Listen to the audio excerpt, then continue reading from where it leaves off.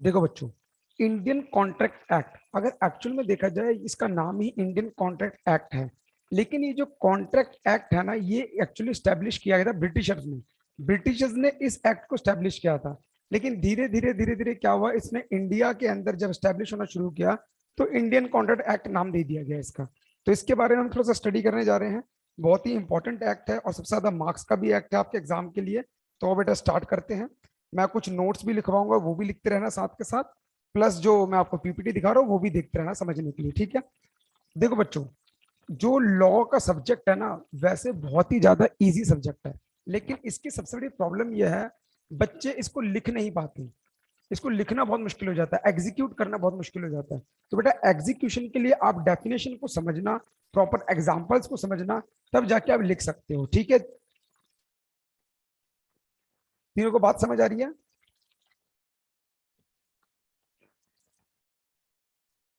और बच्चों जब मैं कुछ पूछूंगा प्लीज रिप्लाई जरूर करना, ठीक है। विशाल देवीरेन, ओके सर। ठीक है। और बेटा स्टार्ट करते हैं फिर आज का टॉपिक, इंडियन कॉन्ट्रैक्ट एक्ट।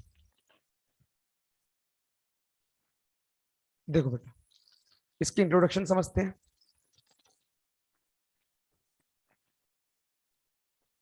कह रहा है Indian contract act 1872 governs law relating to contracts in India.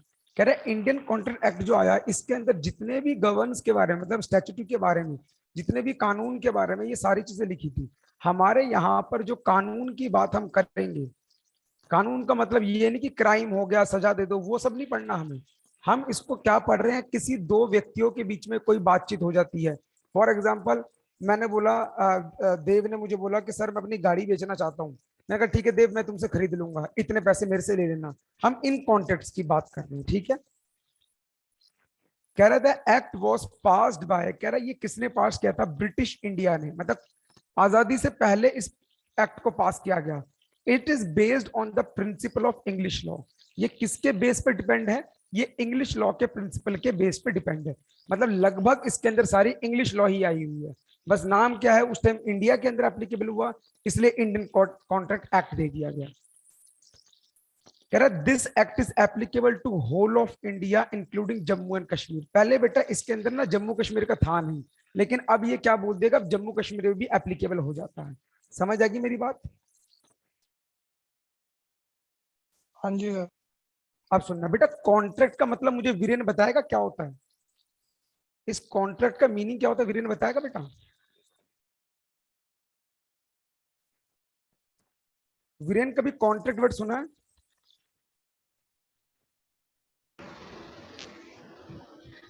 क्या सर? बेटा कॉन्ट्रैक्ट का वर्ड कभी सुना है, कॉन्ट्रैक्ट वर्ड? हाँ सर, सुना है कॉन्ट्रैक्ट। हाँ बता बेटा क्या होता है फिर,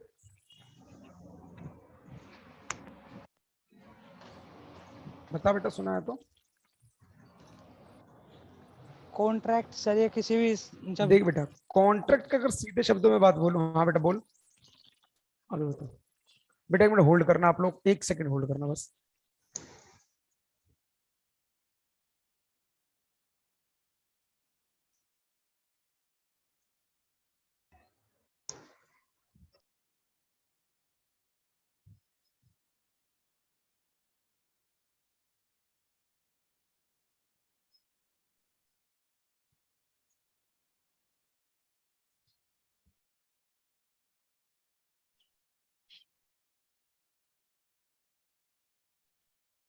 सृष्टि बेटा मेरी आवाज आ रही है?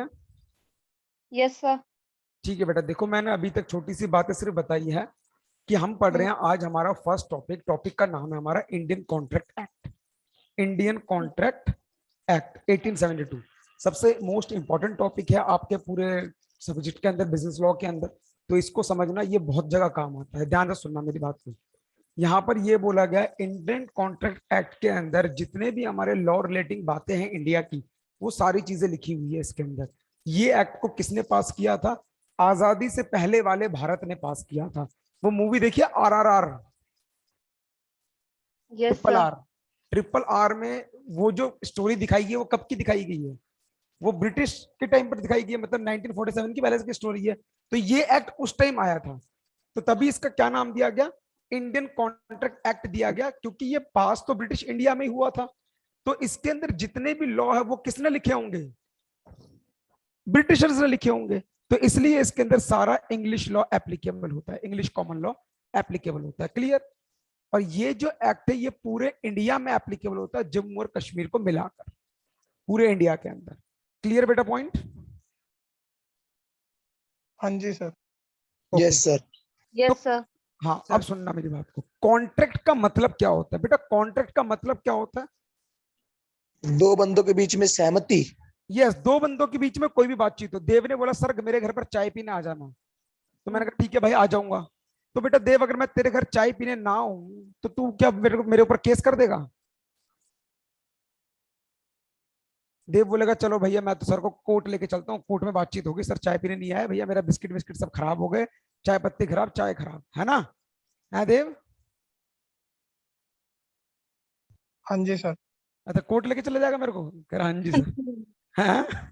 नहीं भाई मैं नहीं आऊंगा भाई, ऐसा करेगा तो। देखो यहां पर सबसे बड़ी बात क्या आती है, कॉन्ट्रैक्ट का मतलब यहां पर बोला गया कि जरूरी नहीं है कि दो बीच के बीच समझौता और बहुत सारी चीजें आती है, सिर्फ बातचीत होना ही कॉन्ट्रैक्ट नहीं होता। तो इसके लिए पॉइंट समझना जो मैं बताने जा रहा हूं। कॉन्ट्रैक्ट दो चीजों से मिलकर बनता है। क्या क्या चीजों से? पहला एग्रीमेंट और दूसरा एनफोर्सेबिलिटी। एनफोर्सेबिलिटी इसका मतलब इसके अंदर लॉ का आना जरूरी है। तो बेटा मुझे बता सृष्टि, बेटा तूने मुझे बुलाया कि सर आज मेरे बर्थडे है तो आना प्लीज, हम पार्टी वार्टी करेंगे। तो बता बेटा अगर मैं घर पर ना आऊं तो बेटा क्या होगा? मेरे पर केस बर्थडे कर देगी बेटा? सेलिब्रेशन तो नहीं नहीं सर। मेरे पे केस तो नहीं कर सकती। तो बेटा इसका नहीं, मतलब हम दोनों के बीच में क्या हुआ? एग्रीमेंट तो हुआ, एग्रीमेंट हुआ। लेकिन एनफोर्सेबिलिटी नहीं हुआ। एग्रीमेंट हुआ लेकिन कोई भी लॉ की बात बीच में नहीं आई, मतलब नहीं। एनफोर्सिबल नहीं है। अगर मैं प्रॉपर हिंदी में वर्ड बोलूं तो बेटा मैं बाइंडिंग नहीं हूं इस चीज को करने के लिए। तुमने मुझे बांधा नहीं कि नहीं सर आपको आना ही पड़ेगा, वो चीज नहीं है इसके अंदर। हाँ अगर कोई लिखा पढ़त होती कि भैया स्टैम्प पेपर बन जाता, वो एक डिफरेंट मैटर है, लेकिन तब भी इसको क्या नहीं माना जाएगा? कॉन्ट्रैक्ट नहीं माना जाएगा। ये सिर्फ किस वर्ड में यूज होगा? एग्रीमेंट में यूज होगा। Clear? Yes sir. Okay. Agreement क्या होता है बेटा? एग्रीमेंट भी दो चीजों से मिलकर बना हुआ है। पहला ऑफर और दूसरा एक्सेप्टेंस। पहला ऑफर, दूसरा एक्सेप्टेंस। और इसके बीच में क्या आता है? कंसीडरेशन। क्या आता है? कंसीडरेशन।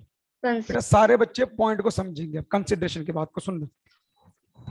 विशाल ने बोला, एक लड़की उसके पास खड़ी थी, विशाल ने बोला यार मैं शादी करना चाहता हूं। तो विशाल मुझे बता, तूने उससे पूछा कि सिर्फ बताया? सर मैंने बताया। पूछा है, तूने पूछा उससे कि? ऑफर दिया है। नहीं बेटा मेरी बात को सुन। अभी अभी शायद थोड़ा बहुत पढ़ रखा होगा आपने, लेकिन मेरे पॉइंट को समझो मैंने क्या बोला। एक लड़की पास खड़ी थी, तूने ऐसे ही जाके खड़ा हुआ था, तूने बोला यार मैं शादी करना चाहता हूँ। सर मैंने बताया उसको। तूने उसको बताया, उससे पूछा तो नहीं है ना? तो नहीं सर। ऑफर का मतलब होता है जब तुम किसी दूसरे की इच्छा को जानना चाहते हो, उसको ऑफर कहते हैं। Clear point? Yes sir. और एक्सेप्टेंस का मतलब जब मैंने सामने वाले व्यक्ति से पूछा और उसने अपनी हाँ या ना में जवाब दिया, उसको क्या बोलेंगे? एक्सेप्टेंस बोलेंगे। क्लियर? Yes sir. अब कंसिडरेशन की बात आती है। अब बेटा सुनियो, मुझे वीरेन ने बोला कि सर आज मेरे पापा का बर्थडे है या आज मेरे पेरेंट्स की एनिवर्सरी है, आप घर पर आना। तो वीरेन ने मुझे क्या दिया? ऑफर दिया। मैंने बोला ठीक है मैं वीरेन घर पर आ जाऊंगा तुम्हारे। That is acceptance. तो यस बेटा सर। मुझे बता वीरेन, हम दोनों के बीच में क्या कॉन्ट्रैक्ट हुआ? No sir. नहीं हुआ। देखो हम दोनों के बीच में जब तक कंसिडरेशन और एग्रीमेंट के साथ साथ एनफोर्सिबिलिटी नहीं आएगी तब तक कॉन्ट्रैक्ट नहीं बन सकता। तो मतलब क्या हुआ? एक कॉन्ट्रैक्ट को बनाने के लिए एग्रीमेंट प्लस एनफोर्सिएबल होना जरूरी है। और एग्रीमेंट भी कब होगा? जब offer plus acceptance plus consideration तीनों आएगी, तब भी उसको एग्रीमेंट बोला जाएगा। क्लियर बेटा कंसेप्ट सबको? Yes sir. Yes sir. Okay बेटा आगे बढ़ रहा हूं। सर। हाँ बेटा बोल। सर अगर कंसिडरेशन होगा और अगर एनफोर्सेबिलिटी नहीं होगी तो फिर भी कॉन्ट्रैक्ट होएगा? नहीं होगा कॉन्ट्रैक्ट। मैंने क्या बोला? ये तो इंपॉर्टेंट है प्लस। अब देख एक और सुना तो कंसिडरेशन का एग्जांपल सुनो। बेटा ये क्वेश्चन किसने पूछा था, एक बार नाम बताएगा? विशाल। Yes sir. ठीक है, विशाल ने पूछा था। विशाल ने बोला सर मेरे घर पे ना वो पड़े हैं बड़ी सारी बंदूकें, बड़ी सप्लाई करते हैं, चलो मैं पैसा दूंगा। मैंने कहा ठीक है। विशाल ने ऑफर दिया, मैंने एक्सेप्ट कर लिया और कमा के पैसा मिल भी रहा है। तो बता विशाल, बेटा ऑफर आया, यस सर। एक्सेप्टेंस आई, यस सर। कंसिडरेशन आई, यस सर। एग्रीमेंट बन गया, यस सर। और कानून के पास जाएंगे तो क्या होगा? जेल हो जाएगी भाई, भाई जेल हो जाएगी हम लोगों को। तो इसका एनफोर्सेबिलिटी मतलब नहीं है। यस, एनफोर्सेबिलिटी तो है ही नहीं। तो हमने बोला ये एग्रीमेंट तो है लेकिन ये इलीगल एग्रीमेंट है। समझे मेरी बात? सर एक बार एनफोर्सेबिलिटी का भी एग्जांपल दे दो। एनफोर्सबिलिटी के बाद बता देता हूँ। विशाल के पास एक घोड़ा था, विशाल के पास एक घोड़ा है। तो विशाल ने बोला सर मैं अपना घोड़ा बेचना चाहता हूँ, क्या आप खरीदोगे? 50,000 रुपए में बेचूंगा। मैंने कहा ठीक है विशाल, 50,000 रुपए में मैं खरीद लूंगा। तूने मुझे बेच दिया, मैंने तेरे को पैसे दे दिए, बात खत्म होगी। मतलब हम कोई लीगल डीलिंग कर रहे हैं, हम कोई लीगल डीलिंग कर रहे हैं। उसको, उस पूरे प्रोसेस को क्या बोलेंगे? कॉन्ट्रैक्ट बोलेंगे जब वो फिनिश होगा। क्लियर बेटा पॉइंट? Yes sir. ठीक है बेटा, आगे बढ़ रहा हूँ। बेटा देखो ये सब चीजों के जो नोट्स है मैं आपको पीडीएफ फॉर्म में भी दूंगा और कुछ बातें लिखवाऊंगा भी, वो लिखते हुए भी चलना साथ के साथ, ठीक है? देखो बेटा आगे बढ़ रहे हैं। ये एक्ट आया कब? ये एक्ट आया कब बेटा? 1872। 1872 में एक डेट थी, उस डेट को आया, that is 1 September 1872। That is 1 सितंबर 1872 में ये एक्ट पास हुआ। क्लियर? तो अगर कोई तुमसे पूछे कि इंडियन कॉन्ट्रैक्ट एक्ट कब एप्लीकेबल हुआ तो क्या बोलोगे? 1 सितंबर 1872 में ये जो कॉन्ट्रैक्ट एक्ट था पूरे इंडिया में एप्लीकेबल होना शुरू हो गया। क्लियर बच्चों? Yes sir. आगे बढ़ सकता हूं? Yes sir. नेक्स्ट बेटा, इसमें कुछ इंपॉर्टेंट डेफिनेशंस हैं। बेटा वीरेन मुझे बताएगा कौन कौन सी इंपॉर्टेंट डेफिनेशन होगी। अभी हमने क्या क्या पढ़ा? पहला कॉन्ट्रैक्ट, कॉन्ट्रैक्ट के अंडर क्या आया? Agreement plus enforceability. उसके अंडर क्या आ गया? Consideration, offer plus acceptance. तो मतलब ये सारी इंपॉर्टेंट डेफिनेशंस हैं। आगे बढ़ूं? Yes sir. Yes sir. Yes sir. देखो बेटा, तो हमने बोला ये 5 हमारे पास इंपॉर्टेंट डेफिनेशन है। First is proposal. बेटा प्रपोजल का मतलब ही क्या होता है? That is offer. Section 2 subsection A, ये किसमें एप्लीकेबल होता है? सेक्शन 2 सबसेक्शन ए। इसको क्लॉज ए भी बोलते हैं। देखो बेटा इसको पढ़ने का तरीका क्या होता है, मैं यहां लिख देता हूं, सेक्शन 2 क्लॉज ए पढ़ते हैं इसको, ठीक है? बेटा देखो एग्जाम में अगर आपको सेक्शंस याद नहीं है तो लिखने की जरूरत नहीं है। अगर याद हो तो ही लिखना, नहीं याद हो तो मत लिखना वरना गलत हो जाएगा क्वेश्चन, ठीक है? दूसरा क्या है? Acceptance, section 2B। तीसरा क्या है? Agreement, section 2E। सर आपकी वॉइस ब्रेक हो रही है। ब्रेक हो रही है वॉइस? बेटा एक मिनट रुक जा, मैं नेटवर्क चेक कर लूं अपना। बेटा सबको मेरी वॉइस ब्रेक हो रही है कि सिर्फ सृष्टि को? सर सही आ रही है मतलब। तो इसका मतलब, चलो कोई नहीं, मैं दोबारा रिपीट कर देता हूं। हमने बोला इसके अंदर हमने 5 चीजें पढ़ी। क्या क्या पढ़ी? मैं साइड में डायग्राम बना रहा हूं दोबारा। हमने पहला पढ़ा कॉन्ट्रैक्ट, तो first definition is belongs to contract. फिर हमने इसके अंदर क्या पढ़ी? 2 चीजें। सेकंड इज एग्रीमेंट, और ये एनफोर्सेबिलिटी का मतलब मैंने तुम्हें बता दिया है। तो एग्रीमेंट ये पढ़ लिया, पढ़ना है अभी हमें। इसके अंदर 2 चीजें आई, कंसिडरेशन और ऑफर और एक्सेप्टेंस। एक्सेप्टेंस। तो हमें इन सबके डेफिनेशंस को पढ़ना पड़ेगा। क्लियर बच्चों? तो बेटा Yes, sir. आप लोग अपनी कॉपी में एक ऐसा डायग्राम बना लो कि कॉन्ट्रैक्ट क्या होता है और उसके सामने सेक्शंस को लिख लो जल्दी से।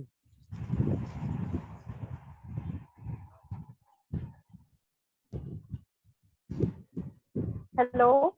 हाँ बेटा बोल बेटा। हेलो। बेटा मेरी आवाज आ रही है सृष्टि? सर आपकी वॉइस बहुत ज्यादा ब्रेक हो रही है। बेटा सृष्टि मेरी वॉइस, शायद आपका नेटवर्क वो चल रहा है इस वजह से ब्रेक हो रही है, क्योंकि बाकी बच्चों को क्लियर है मेरी वॉइस। यस सर क्लियर है। सृष्टि अब वॉइस आ रही है?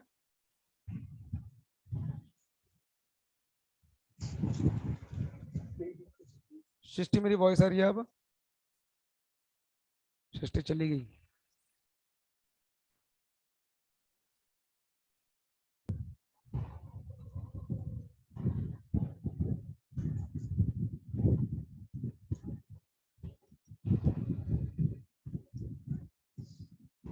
डन बच्चों, लिख लिया? Yes sir. आगे बढ़ रहा हूँ। देखो सर बेटा, वैसे चैप्टर कितने मार्क्स का आता है? बेटा देखो आपका एग्जाम पैटर्न मैं बता देता हूँ। आपके एग्जाम पैटर्न में क्या होता है, एक क्वेश्चन आता है 20 मार्क्स का, या 15 to 20 मार्क्स का एक क्वेश्चन होता है। हमको टोटल एग्जाम में कितने क्वेश्चन करने हैं, हमें करने हैं 5 क्वेश्चन। तो 15 इंटू 5 कितना हो गया, 75 हो गया। 75। तो ये चैप्टर कम से कम आपका 15 से 20 मार्क्स का हो गया एक चैप्टर आपका। ठीक है, यस सर। और बेटा आगे बढ़ते हैं अब हम। कॉन्ट्रैक्ट क्या होता है, ध्यान से सुनना बेटा, बहुत इंपॉर्टेंट डेफिनेशन, कॉन्ट्रैक्ट की definition. N agreement which is enforceable by law, वो एग्रीमेंट जो लॉ के द्वारा एनफोर्सिएबल है उसको क्या बोलेंगे, कॉन्ट्रैक्ट बोलेंगे। एग्जाम में कैसे आंसर लिखोगे आप लोग, आप लोग लिखोगे according to section 2E of the Indian Contract Act 1872, an agreement which is enforceable by law is known as contract.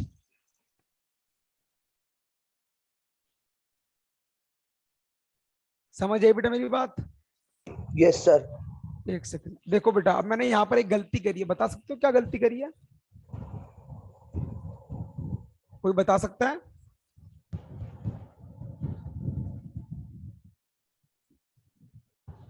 क्या मैंने सेक्शन सही लिखा है? 2A था। 2A था कि 2H था? एच था sir, H.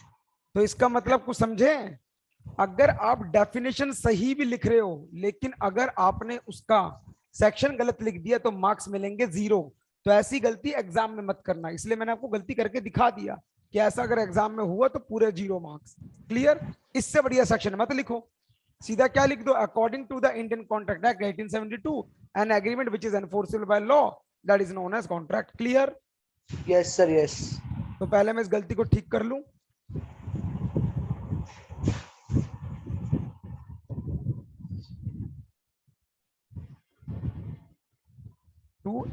To H clear बेटा पॉइंट? Yes sir. अब फॉर एग्जाम्पल अगर लिखना है तो लिखने लिखो, फॉर एग्जाम्पल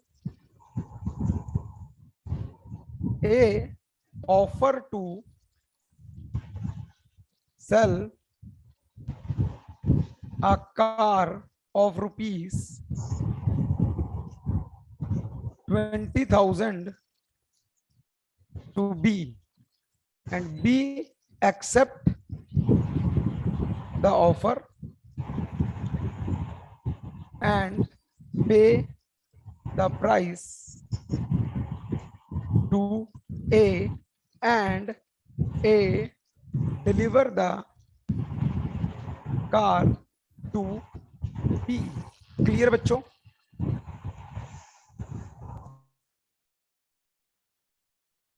बेटा समझ आया सृष्टि?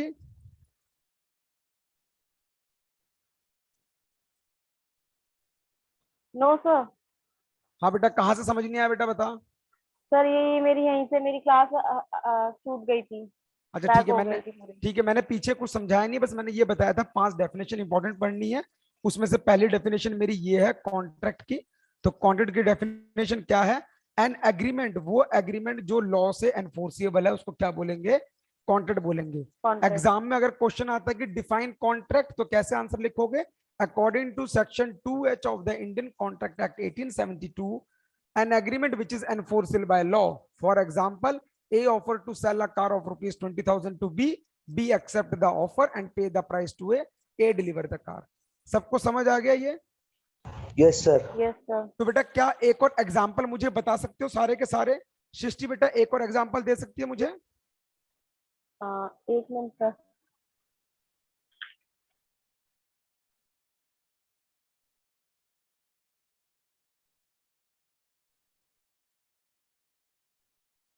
किसी भी फ्लैट की कॉन्ट्रैक्ट करना। किसी भी बिल्कुल, मतलब कोई भी ऐसा कॉन्ट्रैक्ट जिसके अंदर फ्लैट। एक ऑफर भी है, एक्सेप्टेंस भी है, कंसिडरेशन भी है, और क्लियर लॉ की बात तो है। लॉ का मतलब एनफोर्सेबल, लॉ का मतलब क्या, सीधे शब्दों में बताऊं, जहां पर तुम कोई गलत काम नहीं कर रहे, दैट इज एनफोर्सेबल।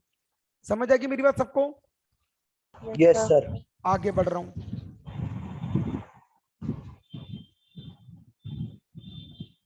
देखो बेटा, कॉन्ट्रैक्ट को मैंने कैसे बाइफरकेट किया।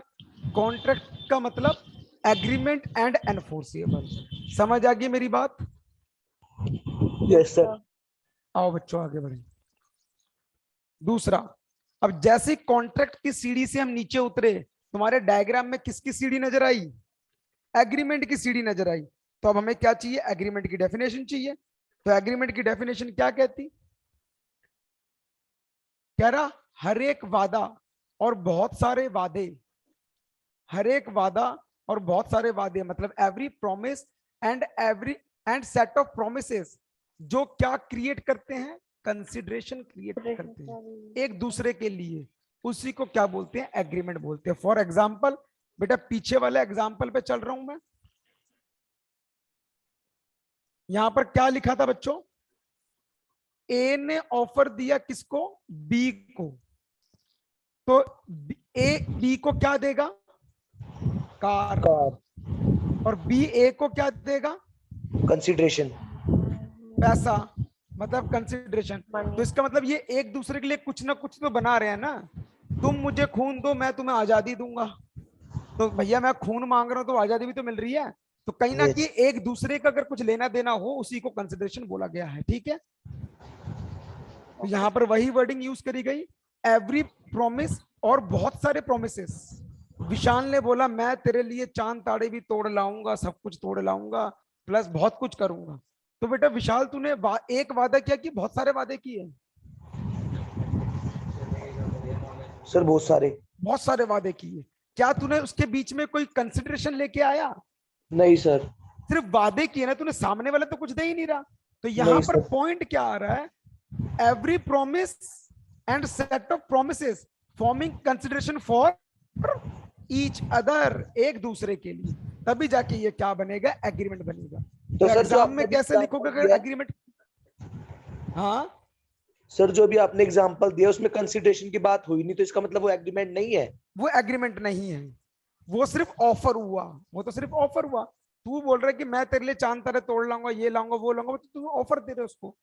क्या तू मेरे से शादी करना चाहती है? मैं तेरे लिए ये कर दूंगा। समझा विशाल? Yes sir. तो ये तुमने क्या किया? सिर्फ ऑफर दिया है। तो सारी कंडीशन को भी चेक करेंगे, तब पता चलेगा कि कॉन्ट्रैक्ट कैसे होता है। अभी धीरे धीरे आगे बढ़ रहे हैं हम। तो एग्जाम में कैसे लिखोगे? वही अकॉर्डिंग टू सेक्शन, एग्रीमेंट का सेक्शन क्या बताया था? 2E of Indian contract act 1872, every promise and every set of promises forming the consideration for each other is known as agreement. Clear बच्चों? Yes sir. आगे बढ़ सकते हैं? Yes sir. और Yes, sir. इस पे एक एग्जांपल लिखे, लिखेंगे फटाफट से एग्जांपल। तो यहां पर क्या हुआ? A offers to sell a computer to B for rupees 10,000. B accept this offer. B ने ऑफर एक्सेप्ट कर लिया। तो जैसी बी ने ऑफर को एक्सेप्ट किया, तो यहां पर क्या बन गया? This offer after acceptance, acceptance के बाद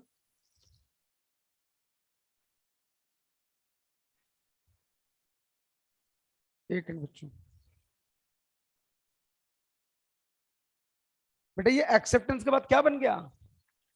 एग्रीमेंट। प्रॉमिस, वादा बन गया ना। अब ये जब ऑफर एक्सेप्ट sir. कर ली गई तब ये क्या बन गया? वादा Prom- बन गया। Acceptance become promise.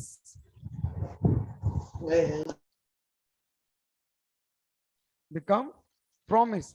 तो ये जो प्रॉमिस किस किस के बीच में हुआ है? ए और बी के बीच में। तो ए बी को क्या दे रहा है? कंप्यूटर। बी ए को क्या दे रहा है? पैसा। तो इसीलिए इसको क्या बोला गया? एग्रीमेंट का मतलब जब ऑफर को एक्सेप्ट कर लिया जाए और साथ में कंसिडरेशन भी आ जाए उसको एग्रीमेंट बोलेंगे। क्लियर बच्चों? Yes sir. आगे बढ़ सकता हूं? Yes sir. Okay. Yes sir. एक बार पीछे चलते हैं वापस। नहीं, कुछ ज्यादा ही पीछे आ गया। 1 मिनट। एग्रीमेंट पढ़ लिया हमने, उसके बाद सीढ़ी उतर गया तो अगला क्या दिखा? एनफोर्सेबिलिटी। तो बेटा फटाफट से कॉपी में लिखेंगे एनफोर्सेबिलिटी का मतलब। मैं साइड में लिख रहा हूं यहां पर। Enforceability is set if it gives a legal obligation.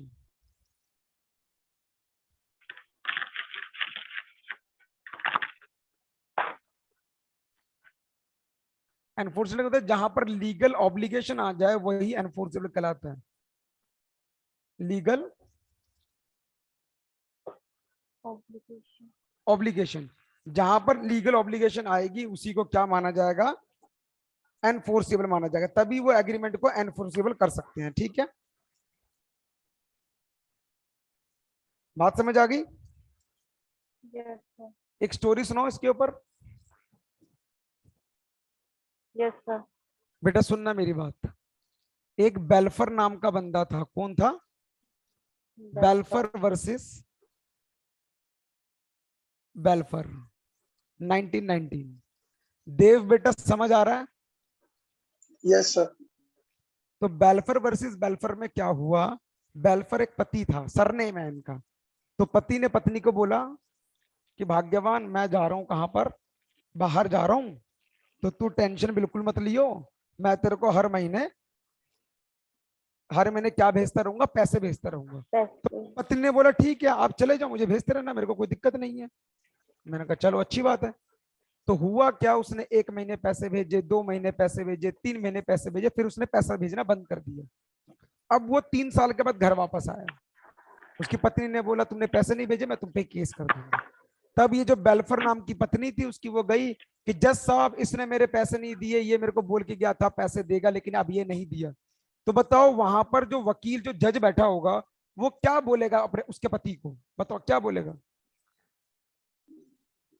Sir वो यही बोलेगा कि आप आपके बीच में कोई कॉन्ट्रैक्ट था। कोई वेरी गुड। agreement। अब सुनो मेरी बात। कॉन्ट्रैक्ट नहीं, पति पत्नी के बीच में क्या कोई लीगल ऑब्लिगेशन है?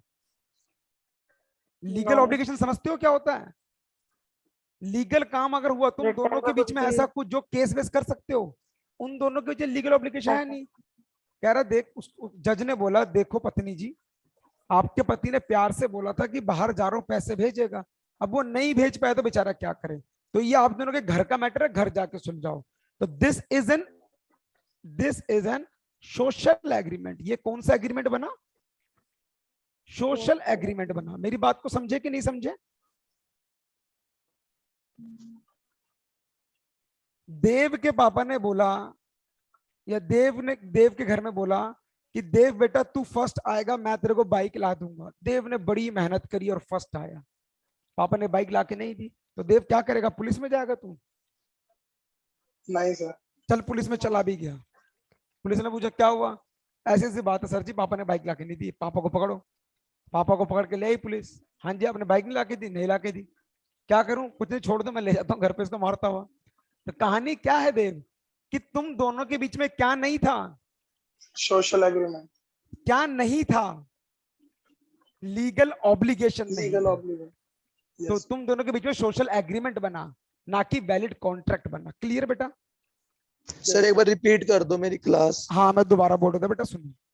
होता क्या है, मान ले दो, एक फादर और बेटे के बीच में हुआ, ये सबके साथ होता है। भैया मेरे पापा ने बोला तू फर्स्ट है तो कंप्यूटर ला दूंगा, मैं फर्स्ट है, पापा ने लाके नहीं दिया, तो मैं क्या करूं, पापा के नाम पे केस कर दूं? No sir. नहीं कर सकता, क्योंकि हम दोनों के बीच में क्या नहीं है, लीगल ऑब्लिगेशंस नहीं है। हम दोनों के बीच में कोई ऐसा समझौता नहीं हुआ, लीगल ऑब्लिगेशंस नहीं है। तो इस टाइप के कॉन्ट्रैक्ट को या इस टाइप के एग्रीमेंट को सोशल एग्रीमेंट बोलते हैं, ना कि कॉन्ट्रैक्ट बोलते हैं। क्लियर बच्चों? सर ये कैसे पता Yes, लगेगा sir. कि लीगल है या फिर ये इलीगल है? देखो लीगल में ये हो गया, जो कोई बंदा बाइंड हो जाता है, बाइंडिंग हो जाता है कि तेरे को भाई करना ही पड़ेगा, तू बाध्य है इस चीज का, मजबूर हो जाएगा करने को, नहीं भाई हम, मेरा मतलब ही था तेरे को करना ही करना। अब जैसे छोटी सी बात, तुमने आज क्लास ली, नेक्स्ट क्लास में फीस दे दी, फिर मैं क्लास लेने से मना कर दूं, तो बताओ हम दोनों के बीच लीगल रिलेशनशिप है कि नहीं है? Yes sir. है ना, क्योंकि मुझे क्लास लेनी पड़ेगी, क्योंकि तुमने Yes. मुझे पैसा दिया है। तो इसको कहते हैं लीगल रिलेशनशिप। जरूरी Yes. नहीं है कोई स्टैम्प पेपर साइन करना, लेकिन ये ऑटोमेटिकली लीगल आ जाता है। क्लियर बेटा मेरी बात? सर ये sir. 1919 बेल्फर बेटा वर्सेस ये ईयर है, बेल्फर। ये केस है, 1919 का केस है ये, बेल्फर वर्सेस बेल्फर, ये केस स्टडी है। सर इसमें क्या हुआ था? मैं दोबारा समझा देता हूँ, ध्यान सुनना। 1990 में बेल्फर वर्सेस बेल्फर में क्या हुआ था, बेल्फर नाम की एक पत्नी थी और बेल्फर नाम का पति था, मतलब सरनेम था। तो पति जब बाहर जा रहा था काम करने के लिए, तो पति ने बोला कि मैं तेरे को हर महीने पैसे भेजता रहूंगा, लेकिन पति ने 2-3 महीने पैसे दिए, फिर पैसे भेजना उसने बंद कर दिया। जैसे ही उसने पैसे भेजना बंद कर दिया, तो पति ने उठा के उसको कोर्ट कचहरी पे ले गई कि तुम कोर्ट चलो, तुम तो पैसा दे नहीं रहे हो। तो जज साहब ने बोला भैया देखो ये तुम्हारे घर का मामला है, ना कि कोई लीगल ऑब्लिगेशन है तुम दोनों के बीच में, तो घर जाकर सुलझाओ। क्लियर?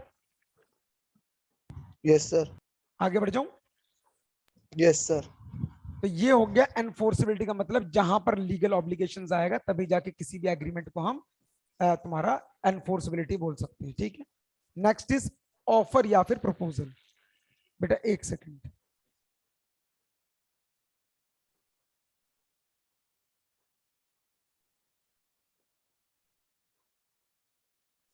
देखो बच्चों नेक्स्ट देखेंगे।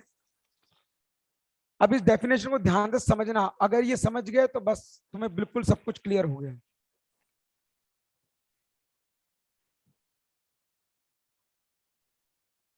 ऑफर का मतलब क्या था, मुझे कोई बताएगा?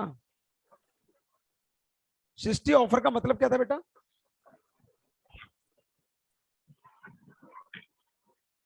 किसी को प्रपोजल देना, कुछ बताना, पूछना।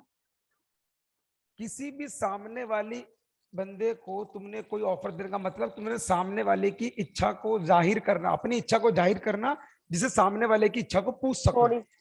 क्लियर? हाँ, तो यहां पर क्या बोला गया, when one person signifies to another, जब एक व्यक्ति ने सामने वाले को क्या सिग्निफाइज किया, हिज विलिंगनेस, अपनी इच्छा प्रकट की इस काम को करने की, टू डू और टू एब्सटेन, इस काम को ना करने की, फ्रॉम डूइंग एनीथिंग। मतलब मैंने सामने वाले को अपनी इच्छा जाहिर करी, क्या भाई ये तू काम करना चाहता है, क्या भाई तो काम नहीं करेगा। फॉर एग्जाम्पल मैंने क्या बोला, विशाल बेटा ये वाला गेट मत खोलियो, तो इसको मतलब मैंने तेरे को ऑफर दिया किस चीज के लिए, काम को ना करने के लिए। ना करने के लिए। मैंने कहा सृष्टि बेटा ये वाला गेट खोल लियो, मैंने ऑफर किस चीज के लिए दिया, तुम्हें गेट काम को करने के लिए। क्लियर? Yes, sir.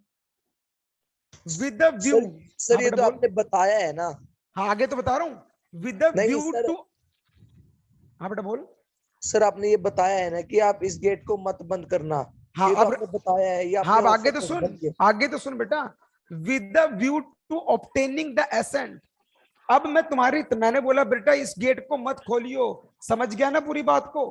तूने बोला हाँ सर समझ गया, दैट मीन्स मैंने तेरे को ऑफर दे रहा। देखो अब लाइन को पढ़ो पूरा।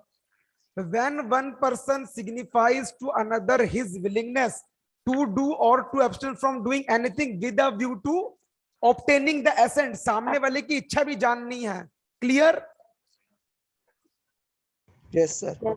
Of that other to such act, उस काम को करने की या उस काम को ना करने की। एब्सटिनेंस का मतलब ना करना। He said to make a proposal, उसको ही प्रपोजल बोला जाता है। बेटा कुछ समझा कि नहीं समझा? Vishal, Dev, Srishti, yes sir. Yes sir. Clear है पॉइंट? दोबारा मैं समझा रहा हूँ। sir. ये देखो बेटा, एग्जाम में अगर तुमसे पूछा जाएगा ना ऑफर क्या होता है, तुम्हें ऐसे वर्ड टू वर्ड लिखना है, वर्ड टू वर्ड, वरना क्वेश्चन गलत हो जाएगा, क्योंकि डेफिनेशंस है, डेफिनेशन को वर्ड टू वर्ड लिखनी पड़ेगी। दोबारा समझा रहा हूँ, साथ साथ सुनना। When one person signifies his willingness to another person, या फिर ऐसे बोल सकते हो, when one person signifies to another his willingness, उस काम को करने की, टू डू, और to abstain from doing anything, उस काम को ना करने की, विद अ व्यू टू, हम ये भी देखना चाहते हैं कि तुम अपनी इच्छा में क्या बोलते हो, तुम अपनी इच्छा को कैसे प्रकट करते हो, to obtaining the accent.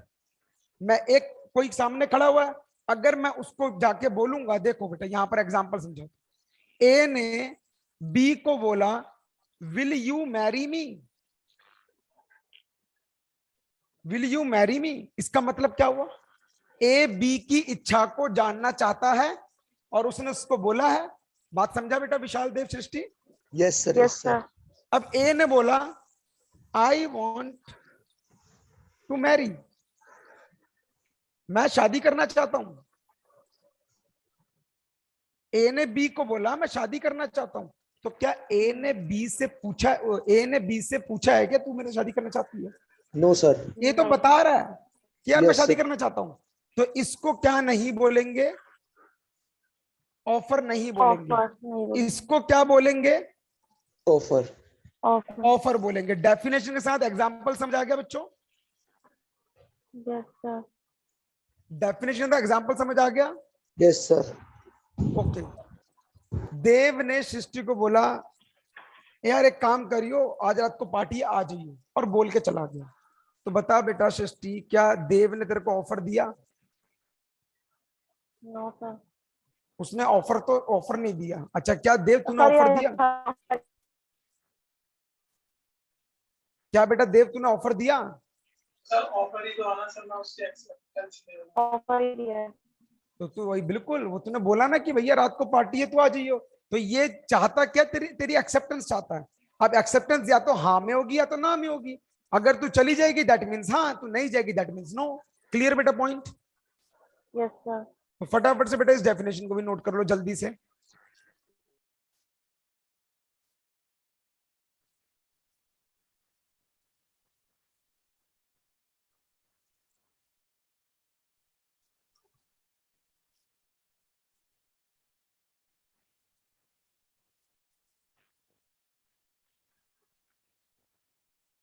Sir लिख ली। वेरी गुड बेटा। बेटा 2 मिनट बेटा, एक बच्ची लिख रही है। तो बेटा जितना मैं करवाऊंगा डेली आपको उतना डेली रीड करना और डेली पढ़ना, वरना बेटा दिक्कत हो जाएगी आपको, ठीक है? वरना लिखने में Yes. बहुत प्रॉब्लम आएगी। और रेडी टेस्ट के लिए भी रेडी रहते रहना। हर क्लास से पहले छोटा सा क्वेश्चन दूंगा लिखने को, फिर हमारा आगे हम आगे बढ़ेंगे, ठीक है? Yes sir.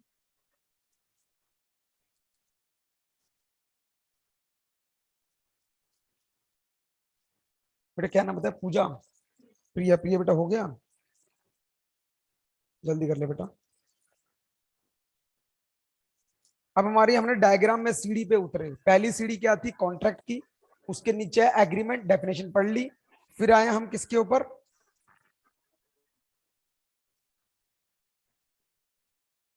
उसके किसके नीचे आया बेटा? एनफोर्सबिलिटी के बाद उसके नीचे क्या आया हमारा? उसके नीचे आया ऑफर और या प्रपोजल। अब क्या आएगा? एक्सेप्टेंस। फिर पढ़ेंगे कंसिडरेशन के बारे में। आगे बढ़ूं बेटा? Yes sir. Yes sir. कोई नहीं, जिसने नहीं लिखा बेटा मैं वो शेयर कर दूंगा, इसको इसमें से नोट कर लेना, ठीक है? Yes sir. नेक्स्ट देखेंगे एक्सेप्टेंस। एक्सेप्टेंस का मतलब क्या होगा? जब सामने वाले ने मेरे से पूछा तो मैं हाँ या ना में जवाब दूंगा, है ना? बेटा मुझे एक बात बता, सामने वाले ने कोई काम करने को बोला है और बेटा देव बेटा तूने हाँ कर दिया उस काम करने को, तो बताओ तूने एक्सेप्टेंस दी कि नहीं दी? सर मैंने हाँ करने के लिए दूसरा आपको सर एक्सेप्टेंस दी थी। फॉर एग्जाम्पल तूने बोला सर चाय पे आ जाना, मैं कहा ठीक है मैं आ जाऊंगा, तो मतलब मैंने एक्सेप्टेंस दे दी ना। हाँ, तो इसका मतलब एक्सेप्टेंस मिल जाएगी। अब सीधी सी बात यही होगी, तो यहाँ पर यही प्रॉब्लम होगी, हमें ये देखना पड़ेगा वो जो एक्सेप्टेंस हुई है वो किस टाइप की एक्सेप्टेंस है, क्या वो हाँ वाली है कि ना वाली है। बस एक्सेप्टेंस होनी चाहिए, तो हाँ में कर चाहे ना में कर। देखेंगे बेटा डेफिनेशन क्या कहती है इसकी। कह रहा है when the person to whom the proposal is made signifies, हमने जिस व्यक्ति को प्रपोजल दिया था उसकी इच्छा को जानने के लिए जब वो प्रपोजल एक्सेप्ट हो जाएगी उसी को एक्सेप्टेंस बोलेंगे। मेरी बात समझ आई कि नहीं समझ आई? Yes, sir. देव ने विशाल को एक ऑफर दिया था उसकी इच्छा को जानने के लिए कि वो काम को करेगा कि नहीं करेगा। It means offer. तो देव ने जब ये बोला विशाल को अब ये ऑफर दिया गया, उसकी इच्छा जानने के लिए वो काम को करेगा कि नहीं करेगा। तो जब उस काम को करने के लिए उसने एक्सेप्टेंस दे दी तो उसको क्या बोलेंगे? एक्सेप्टेंस बोलेंगे। समझा नहीं समझा? Yes sir, yes sir. Simple सा Yes, फंड है, sir. कोई मुश्किल नहीं है। देखो बेटा मेरे एग्जाम्पल को ना ज्यादा पर्सनली मत लेना, क्योंकि बहुत छोटे छोटे एग्जाम्पल दूंगा जिसे जल्दी समझ आएगा। देखो मेरी बात को सुनना, एक बार स्टॉप राइटिंग, सुनो मेरी बात को। ए ने बी को बोला कि बी मैं तेरे से शादी करना चाहता हूं, क्या तू मेरे से शादी करना चाहती है? तो ए ने बी को क्या बोला? उसने अपनी इच्छा को प्रकट किया उसकी इच्छा को जानने के लिए, तो इसने ऑफर दे दी। क्लियर? तो ए ने ऑफर दे दिया बी को। अब ये डेफिनेशन क्या कहती? जब किसी व्यक्ति को अपनी इच्छा बताई गई हो उसकी इच्छा जानने के लिए, मतलब बी की बात चल रही है यहां पर, अगर बी ने उस ऑफर को एक्सेप्ट कर लिया उसको एक्सेप्टेंस बोल देंगे। और जब वो प्रपोजल या ऑफर एक्सेप्ट हो जाएगा वो क्या बन जाएगा? वादा बन जाएगा, प्रॉमिस बन जाएगा। क्लियर बच्चों? सर एक बार ये बताना, ये क्या लिखा है, ये हिज एसेंट देयर टू हाँ मतलब? एसेंट बता रहा हूं। एसेंट का मतलब क्या होता है? उसकी इच्छा। ठीक है, देखो when the person to whom मतलब कौन? ए की B? B. B very good, याद रखना ए बी का कंसेप्ट। ए वो व्यक्ति है जिसने ऑफर दिया, बी वो व्यक्ति जिसको दिया गया। व्हेन पर्सन टू whom मतलब to B the proposal is made, proposal दिया गया किस चीज के लिए? His assent thereto. His मतलब कौन? ए। Again B. तो बी की इच्छा को जानने के लिए अगर Yes, वो sir. प्रपोजल को एक्सेप्ट कर लिया गया तो वो प्रॉमिस बन जाएगा, खत्म होगी बात। क्लियर बच्चों? Yes sir. Yes, sir. ठीक है, नोट कर लो बेटा, इसके अंदर एग्जांपल वही सेम। ए ने बी को बोला, बी ने हाँ कर दी, दैट मींस एक्सेप्टेंस। आगे बढ़ जाऊं? Yes sir, yes sir. Next. Sir offer में क्या एग्जांपल था कि ए ने बस बी को ऑफर दे दिया मतलब? हाँ ऑफर में क्या होगा? देखो बेटा यहां पर मैं दो बातें लिख रहा हूं। पहला, A to B will you marry me. इसका मतलब क्या हो गया? ए ने अपनी इच्छा जाहिर करी दूसरे की इच्छा को जानने के लिए।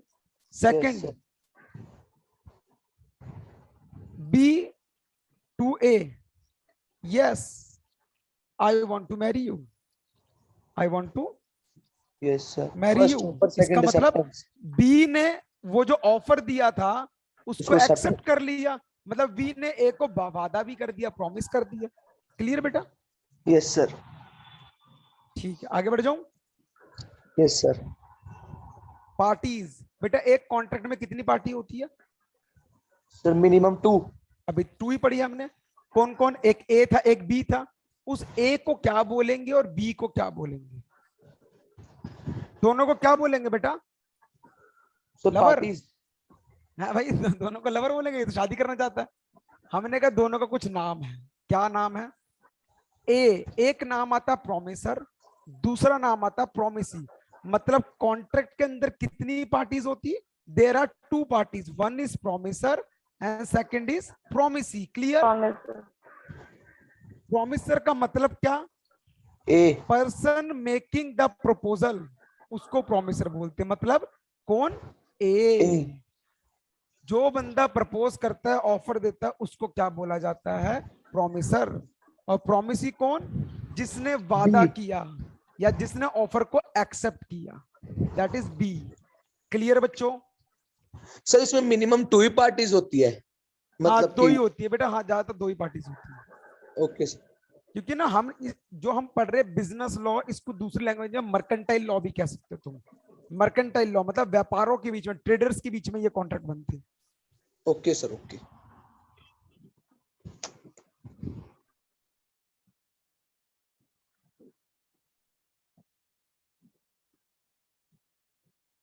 डन बच्चों? Yes sir.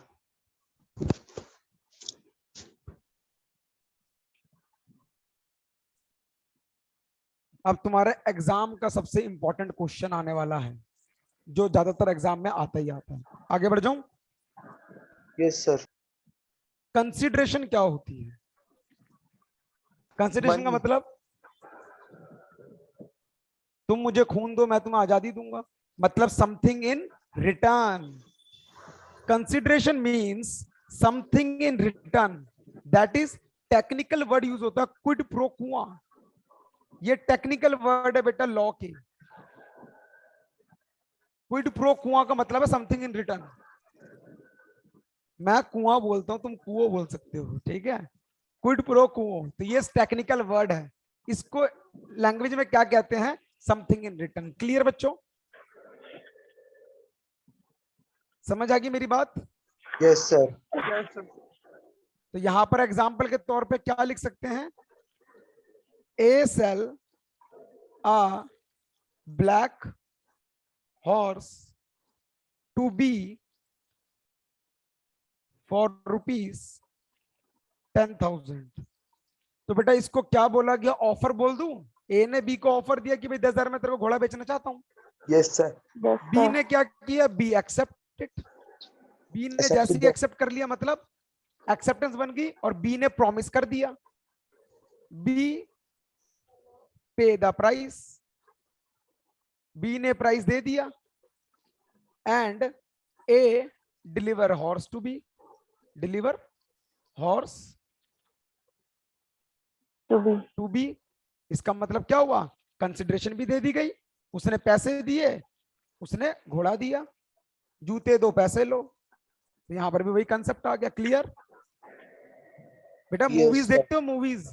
Yes sir, yes sir. बस फिर तो देखो कॉन्ट्रैक्ट एक्ट में कितना मजा आएगा पढ़ने में। हर मूवी में कॉन्ट्रैक्ट होता है, हर मूवी में।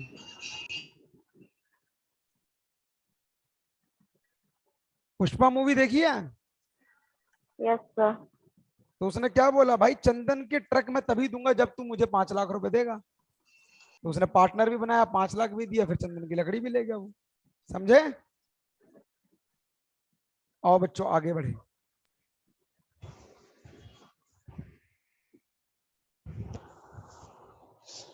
डन बेटा? भैया yes sir.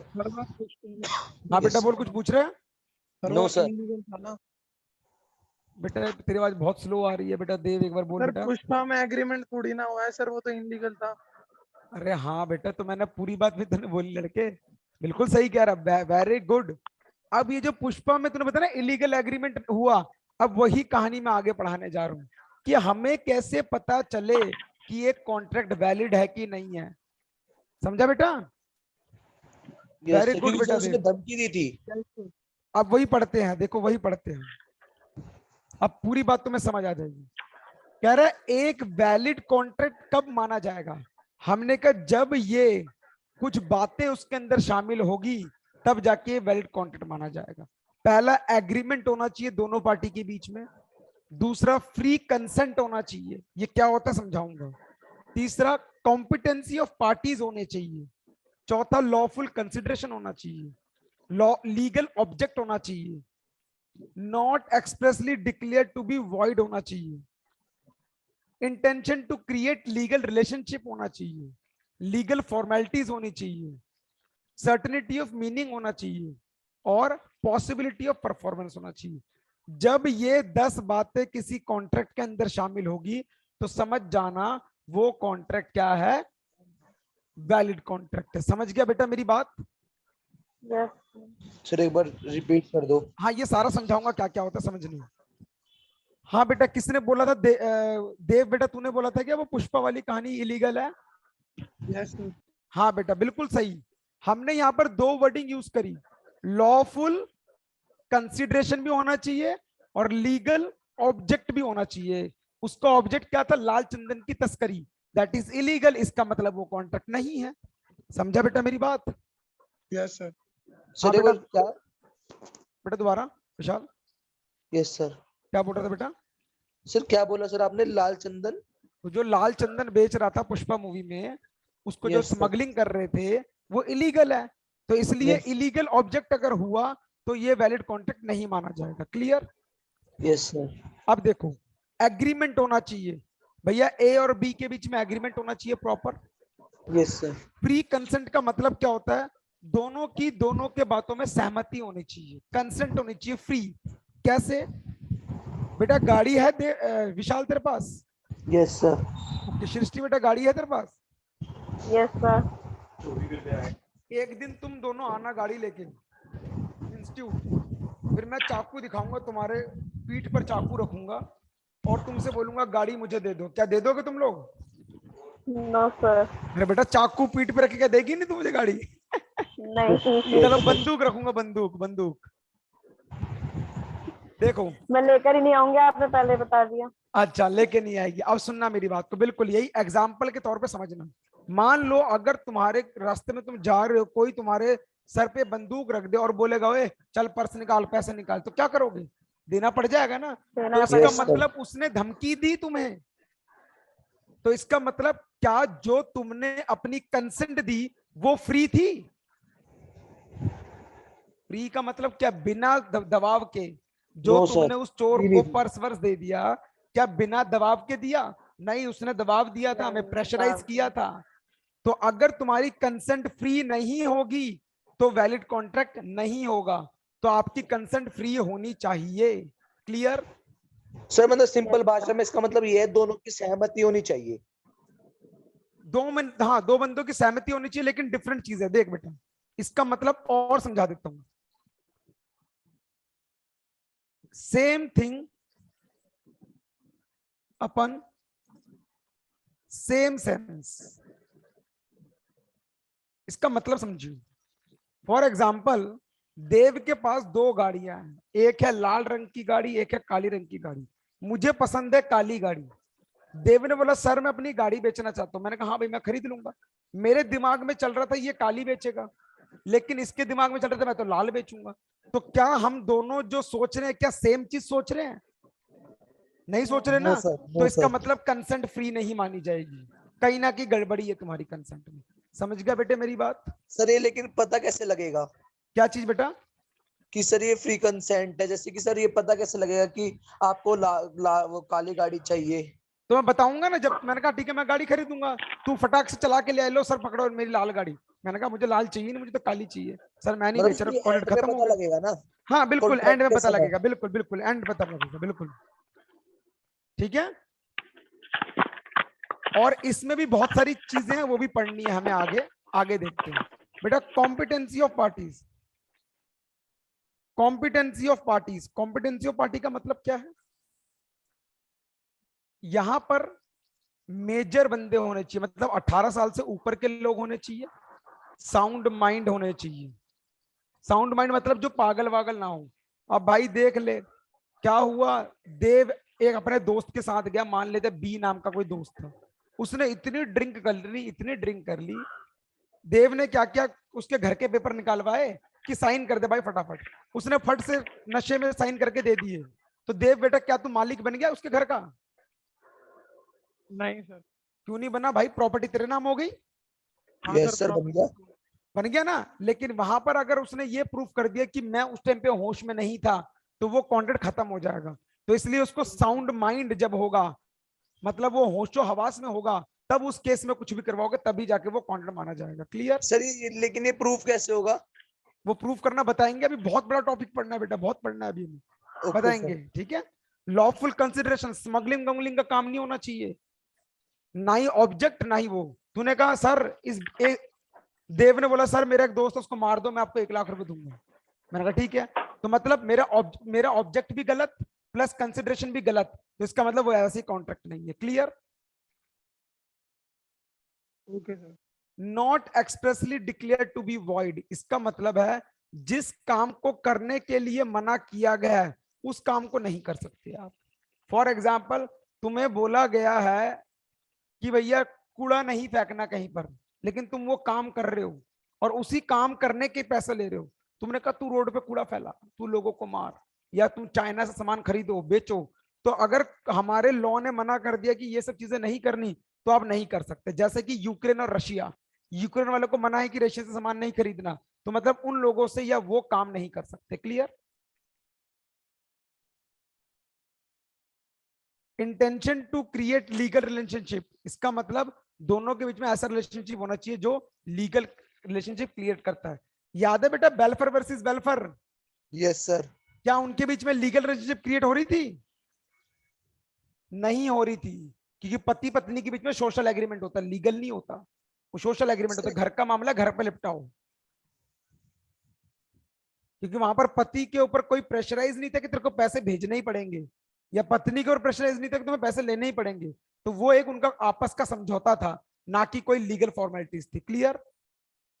Yes sir. Legal formalities का मतलब होता है जो तुम्हारे कॉन्ट्रैक्ट पेपर बनते हैं, स्टैम्प पेपर हो गया, साइन हो गए, ये सब लीगल फॉर्मेलिटीज होती है।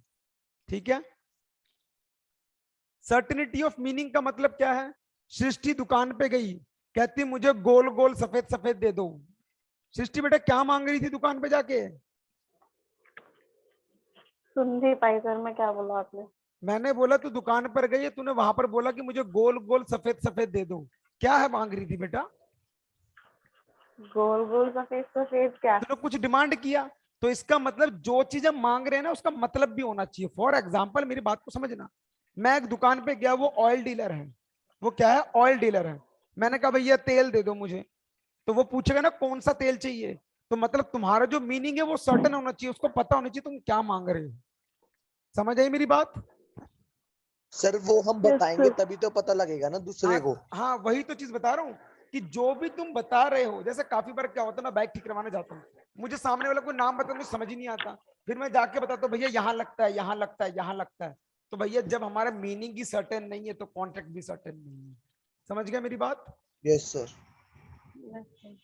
पॉसिबिलिटी ऑफ परफॉर्मेंस, देव ने बोला मैं चांद तारे तोड़ लाऊंगा। क्या देव परफॉर्मेंस को पॉसिबिलिटी है? क्या देव तू चांद तारे तोड़ ला सकता है बेटा? Yes sir. तू चांद तारे No. तोड़ सकता है? No sir. सुना ही नहीं, देव ने सुना ही नहीं प्रॉपर। हाँ विशाल बेटा तू तोड़ सकता है? No sir. सर अगर ठान ली तो तोड़ भी सकते हैं। अच्छा वो तेरी ठान लेके तोड़ सकता है। तो बेटा कह रहा है जिस काम को करने की पॉसिबिलिटी ना हो तो वो वैसी कॉन्ट्रैक्ट में खत्म हो जाता है। तूने बोला कि मेरे को 10,000 रुपए दे, अभी मैं मुर्दे को जिंदा कर दूंगा, मरे हुए आदमी को जिंदा कर दूंगा, तो परफॉर्मेंस ही पॉसिबिलिटी नहीं है। तो ऐसे ये सारी कंडीशन अगर होगी तो ही वैलिड कॉन्ट्रैक्ट माना जाएगा, वरना नहीं माना जाएगा। क्लियर? सर ठीक है बेटा, यहां तक बच्चों समझ आया आप लोगों को? सर एक बार ये वाला पॉइंट बता दो, नॉट हाँ, एक्सप्रेसली बता देता हूँ। Declare to be void. जैसे कि आपको पता है ना, बीच में हमारे इंडिया में बोल दिया गया था कि चाइना से कोई भी सामान नहीं खरीदेगा। Yes sir.